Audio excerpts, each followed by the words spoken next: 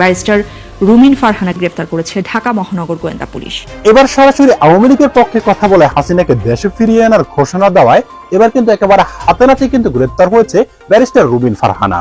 বাংলাদেশের স্বাধীনতা সংগ্রামে তখন আওয়ামী লীগ ছিল একমাত্র রাজনৈতিক দল। ব্রাহ্মণবাড়িয়া 2 আসনে স্বতন্ত্র প্রার্থী রুমিন ফারহানাকেই গ্রেফতার করেছে পুলিশ। মঙ্গলবার উনি ফিরবেন, ফিরতেই হবে ওনাকে। আমার কমন সেন্স বলে উনি ফিরে আসবে। উনি যদি ফিরে আসে সবচেয়ে বেকায়দায় পড়বে সরকার। আবারও বিতর্কিত মন্তব্য করে আলোচনায় সংসদ সদস্য রুমিন ফারহানা। আচরণবিধি লঙ্ঘনের অভিযোগে ব্রাহ্মণবাড়িয়া 2 আসনে স্বতন্ত্র প্রার্থী রুমিন ফারহানাকে গ্রেফতার করেছে পুলিশ। এই মুহূর্তে দেখতে পাচ্ছেন রুমিন ফারহানাকে গ্রেফতার করে নিয়ে যাচ্ছে। রুমিন ফারহানাকে গ্রেফতার করেছে পুলিশ। ব্যারিস্টার রুমিন ফারহানার বিরুদ্ধে কি শেষমেশ প্রশাসন খুব শক্ত অবস্থানে যাচ্ছে? বিশেষ কোনো ব্যবস্থা নেওয়া হচ্ছে তার বিরুদ্ধে? এই রুমিন ফারহানা যে তার দৃষ্টান্তমূলক বিচার চায়, তাকে গ্রেফতার করতে হবে। কেউ কেউ বর্ডার পার হয়ে রক্ষা পেয়েছেন, আপনারা কোন বর্ডার পার হবেন চিন্তা করে দেখেন। এটা কি শুধুমাত্র একটা সরকার পরিবর্তনের আন্দোলন ছিল? এটা কি শুধুমাত্র এক দল লুটেরার পরিবর্তে আরেক দল লুটেরা এসে দেশটাকে খাবে সেই জন্য ছিল? এই লড়াইটা কি ছিল যে আগের মতো দুর্নীতি চলবে, শুধু মানুষগুলো বদলায় যাবে? এই আন্দোলন প্রধানমন্ত্রী আত্মার নির্বোধ, চাটুকার ও বাস্তবতা বিবর্জিত মন্ত্রী পরিষদ দিয়ে দেশ ভালোভাবে চলতে পারে না। বিয়ে শাদী কইরা তারেক জিয়ারে দেওয়া লাগবে। আমার বউ বাচ্চা তুমি পালো, সপ্তাহে গ্যাসের সমস্যা তুমি সমাধান করতে পারো না। সম্মানিত দর্শক, বাংলাদেশের প্রধানমন্ত্রী তারেক জিয়ার বিরুদ্ধে এবং তারেক জিয়াকে নিয়ে কটূক্তিকর মন্তব্য করায় ইতিমধ্যে কিন্তু গ্রেপ্তার হয়েছেন রুমিন ফারহানা। দর্শক, রুমিন ফারহানা সাবেক প্রধানমন্ত্রী শেখ হাসিনার পক্ষ নিয়ে মন্তব্য করেছেন এবং তারেক জিয়ার পক্ষে নিয়ে কটূক্তিকর মন্তব্যের কারণে তাকে গ্রেপ্তার করা হয়েছে এবং তাকে গ্রেপ্তারে এবার দেশে যেন এক রণক্ষেত্র পরিণত হয়েছে। দর্শক, এই রুমিন ফারহানার বক্তব্য কেন্দ্র করে, তাকে গ্রেপ্তারকে কেন্দ্র করে এবং সাবেক প্রধানমন্ত্রী শেখ হাসিনাকে নিয়ে তার পক্ষ নিয়ে সে কি বলেছেন এবং তারেক রহমানের বিরুদ্ধে কি বলেছেন, আজকে এই ভিডিওর মাধ্যমে আপনাদেরকে বিস্তারিত দেখাবো। তাই ভিডিওটি ধৈর্য সহকারে দেখবেন। চ্যানেলে নতুন হয়ে থাকলে সাবস্ক্রাইব করে রাখবেন পরবর্তী ভিডিওর জন্য। লাইক করে দেখতে থাকুন সম্পূর্ণ ভিডিওটি।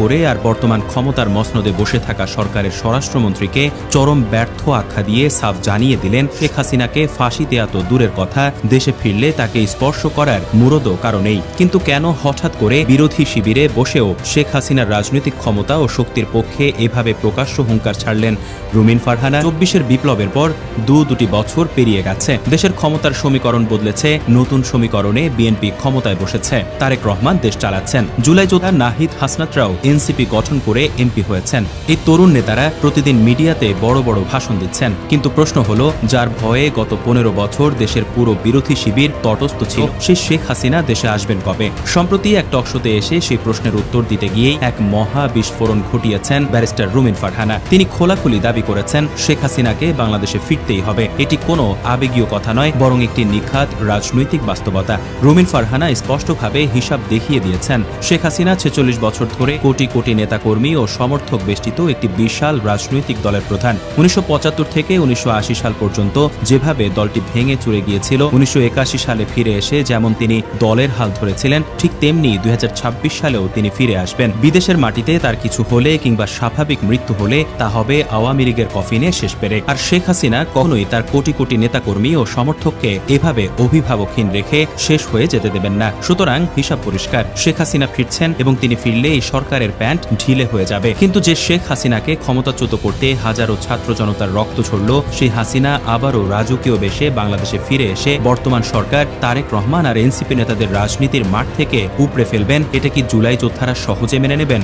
অবশ্যই না। তাই এনসিপি নেতা নাহিদ ইসলাম গর্জে উঠে বলেছেন, হাসিনা দেশে ফিরলেই সরাসরি তার সর্বোচ্চ শাস্তি নিশ্চিত করা হবে। নাহিদ ইসলামের এই হুঙ্কারকে এক তুড়িতে উড়িয়ে দিয়েছেন রুমিন ফারহানা। তিনি টকশোর স্টেজেই হাসতে হাসতে এনসিপি ও 24-এর বিপ্লবীদের চরমভাবে অপমান করলেন। রুমিন ফারহানা স্পষ্ট ভাষায় বলেছেন, রাজনীতিতে একটু হুঙ্কার টুঙ্কার না দিলে তো হয় না, নেতা কর্মীদের একটু চাঙ্গা রাখতে হবে না? নেতা না হয় আছে 10টা আর কর্মী আছে 5টা, এই 15 জনকে তো চাঙ্গা রাখতে হবে। চিন্তা করে দেখুন কত বড় তোপ দাগিয়েছেন তিনি। এনসিপির তরুণ নেতাদের তিনি কার্যত শিশু কিশোর ও 10 থেকে 15 জনের নেতা বানিয়ে ছেড়েছেন। তিনি বলতে চেয়েছেন নাহিদ ইসলামদের বিমানবন্দর পর্যন্ত গিয়ে হাসিনাকে ধরে আনার কোনো ক্ষমতাই নেই। এসব হলো কেবল ভীতি কাটানোর ফাঁকা বলি। সত্য হলো শেখ হাসিনা যদি আজ বিমানবন্দরে পা রাখেন তবে গ্রেপ্তার হওয়া তো দূরের কথা, তাকে গ্রেপ্তার করে কারাগারে রাখার মতো নিরাপদ পরিবেশ তৈরি করার শক্তিও এই সরকারের নেই।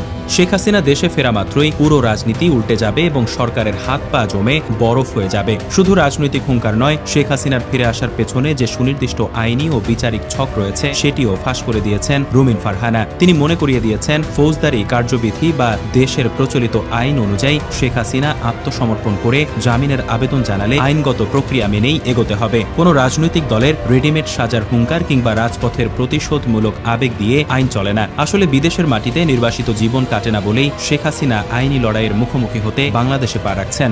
আর এখানেই শুরু হবে বর্তমান সরকারের আসল বিপদ। না পারবে বিচার বিভাগকে চাপ দিয়ে বেআইনি সিদ্ধান্ত নিতে, না পারবে রাজপথে আওয়ামী সমর্থকদের ঢল সামলাতে। অর্থাৎ আইন ও রাজপথ দুই পথেই তারেক রহমান ও এনসিপিকে আইনি মারপ্যাচে কাত করার চূড়ান্ত নীল নকশা তৈরি করেই মাঠে নামছেন শেখ হাসিনা। শুধু এনসিপি নয়, বর্তমান স্বরাষ্ট্রমন্ত্রী ও সরকারের সর্বোচ্চ পর্যায়কে ধুয়ে দিয়েছেন রুমিন ফারহানা। তিনি পরিষ্কার বলেছেন স্বরাষ্ট্রমন্ত্রী নিজেকে ডি ফ্যাক্টো প্রধানমন্ত্রী মনে করছেন দেশের সব মন্ত্রণালয়ের মালিক তিনি। কিন্তু বাস্তব সত্য হলো তার নিজের স্বরাষ্ট্র মন্ত্রণালয়ই আজ পুরোপুরি ডুবে গেছে। দেশের আইন শৃঙ্খলা পরিস্থিতির চরম অবনতি, রাজপথে বিশৃঙ্খলা আর সরকারের অদক্ষতার দিকে আঙুল তুলে রুমিন ফারহানা প্রমাণ করে দিয়েছেন যে বর্তমান প্রশাসন সম্পূর্ণ ব্যর্থ। স্বরাষ্ট্রমন্ত্রী যখন দাবি করেন আওয়ামী লীগের নাকি কোনো মুরদ নেই মাঠে নামার, তখন রুমিন ফারহানা ইতিহাস স্মরণ করিয়ে দিয়ে বর্তমান বিএনপি সরকারকেও চরম শিক্ষা দিয়েছেন। তিনি মনে করিয়ে দিয়েছেন 2024 সালের 4 আগস্টের আগে কি বিএনপির কোনো মুরদ ছিল? বিএনপি কোথায় ছিল তখন? বড় বড় রাজনৈতিক দল দেখতে মনে হয় কিচ্ছু নেই, কিন্তু থেকে যে অগ্নিকুণ্ড বের হয়ে আসবে তাই ব্যর্থ স্বরাষ্ট্রমন্ত্রী টেরও পাবেন না। যদি সত্যি আওয়ামী লীগের কোনো অস্তিত্ব না থাকে তবে 5 জনের মিছিলে 500 জনের নামে মামলা কেন দিতে হয়? সাউন্ড গ্রেনেড মেরে সাধারণ মানুষকে ভয় দেখাতে হয় কেন? পাড়ার নিরীহ মানুষকে আওয়ামী লীগ বানিয়ে পুলিশে দিতে হয় কেন?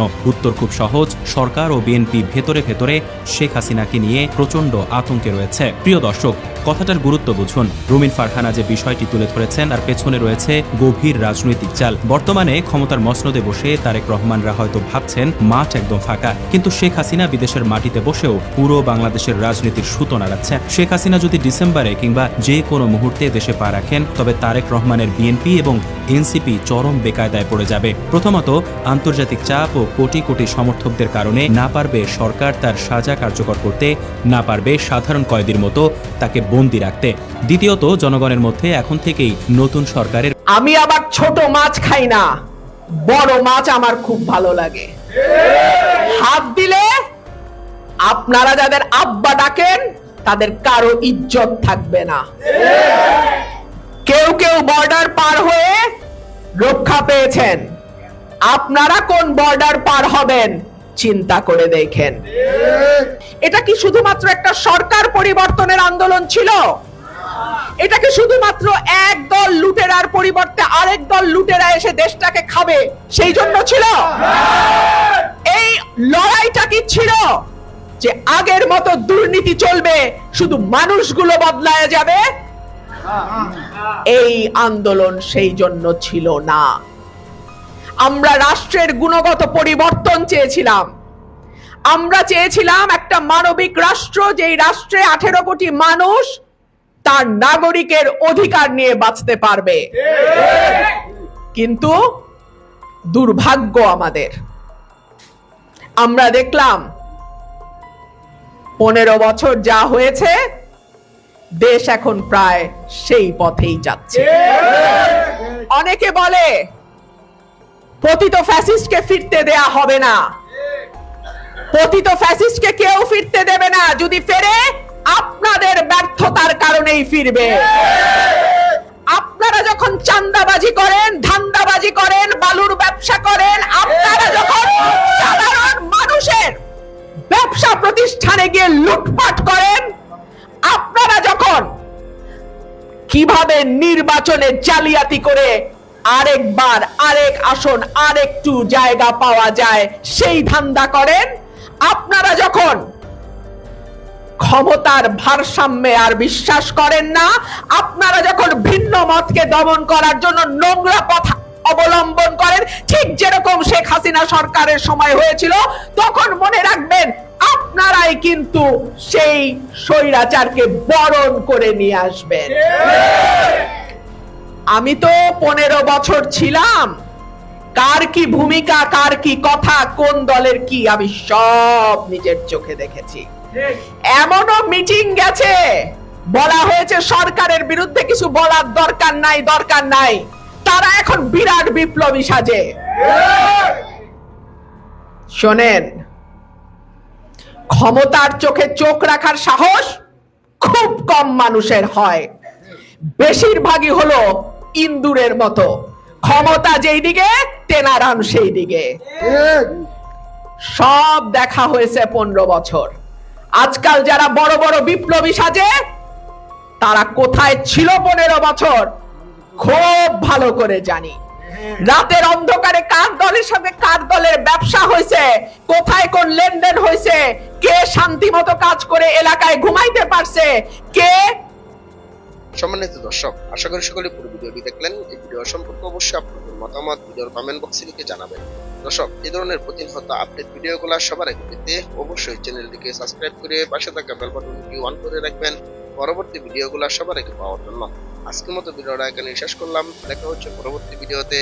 সেই পর্যন্ত ভালো থাকবেন, সুস্থ থাকবেন, এই কামনা করে বিদায় নিলাম। আসসালামু আলাইকুম ওয়া রাহমাতুল্লাহ।